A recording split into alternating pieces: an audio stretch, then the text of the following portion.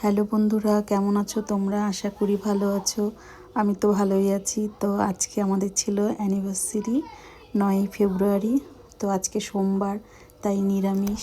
তো আমি আজ মেয়ের এক্সাম শুরু হয়েছে, ছেলের এক্সাম, দুজনেরই এক্সাম শুরু হয়ে গেছে, তাই কিছু করতে পারিনি। দেখো আমি সকাল সকাল ঘুম থেকে উঠে নিরামিষ রান্না করছি। পালং শাক, ধনেপাতা দিয়েছে আর পালং শাক, এদিকে বেগুন ভাজা,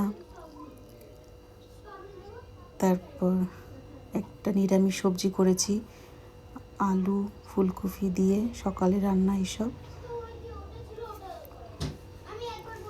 তো বড়া করেছি। বলো তো এটা কী? এটা হচ্ছে সজনা ফুলের বড়া। তো আমি ওদিন বাজারে গেলাম, দেখি অনেকটা পেয়ে গেলাম, তো ভালোই লাগলো। আর এটা মেয়েরা ওটা সজনা ফুল ওটা বড়া খায় না, তার জন্য ওদের জন্য পালং শাকের বড়া পকোড়া বানালাম। তো নিরামিষ হলে অনেক কিছুই করতে হয়, এই পকোড়া এই।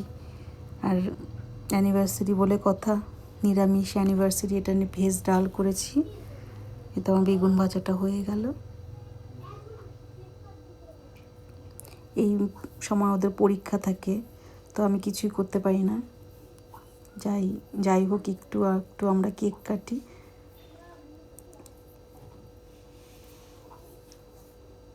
দেখো পকোড়াগুলো ভাজা করছি, খেতে কিন্তু খুব ভালো লাগে, আর এটা খাওয়াও খুব ভালো।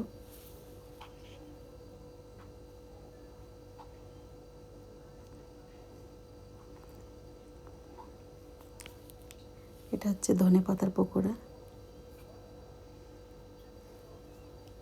পালং শাক আর ধনেপাতা। দেখো পকোড়াগুলো কত সুন্দর হয়েছে। তারপর একটু আমি রেডি হয়ে মন্দিরে যাব, এই রেডি হয়ে গেলাম। মেয়েকে নিয়ে যাইনি, মেয়ের এক্সাম, তো মেয়ে ঘরে ছিল, আমি ছেলে আর আমার বর গেলাম। দেখো পুজো দিলাম, তো এই তো ঘরে চলে আসলাম। এসে আবার একটু রান্না করলাম, ছোলার ডাল,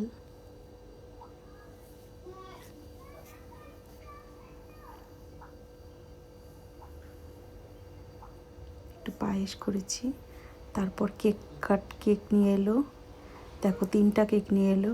একটা হচ্ছে আমাদের কেক, একটা হচ্ছে খুশি ওদের কেক, আর একটা হচ্ছে বাপ্পা কৌশিক নিয়ে আসছে। তো দেখো 3টা কেক নিয়ে এসছে, একটা আমরা নিয়ে এসছি, একটা খুশিরা নিয়ে এসছে, আর একটা বাপ্পা কৌশিক নিয়ে এসছে। তো আমরা এখন কেকটা কাটবো। তো ভিডিওটা কেমন লাগলো জানাবে। তো টাটা, বাই।